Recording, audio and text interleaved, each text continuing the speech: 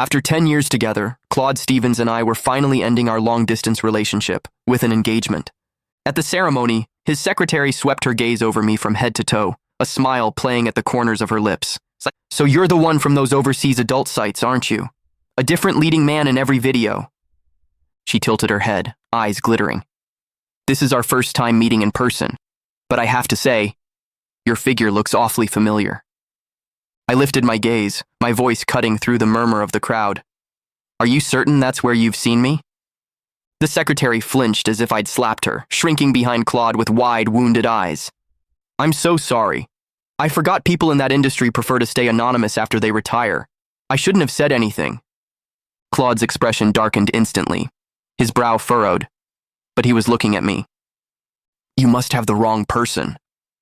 The secretary stuck out her tongue in a show of playful contrition. You're right. My mistake.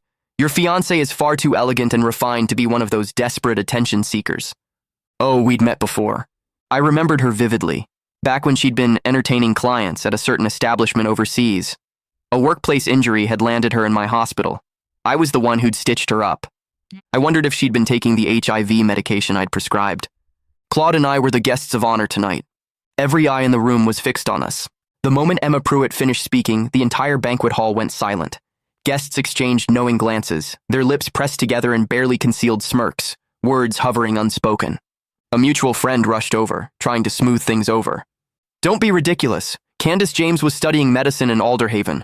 Do you have any idea how grueling that program is? She barely had time to sleep, let alone do that." Emma's glossy lips, painted in that trendy, innocent yet seductive style, curved into a pout. "But isn't that exactly the type? All those stressed-out intellectuals blowing off steam with hookups?" She shrugged delicately. "Besides, Mr. Stevens is doing so well now, and Candace's family doesn't have money. Can you blame a girl for wanting to earn her dowry lying down?" I set my champagne flute on the table with a sharp crack, closing the distance between us. "If you're going to make accusations," I said, my voice low and razor-edged, "you'd better have proof.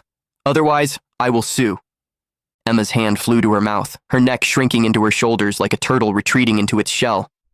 "Girls support girls, right? Fine. I'll stop." Claude stepped between us, gripping my arm hard enough to bruise as he pulled me back. He positioned himself in front of Emma, shielding her.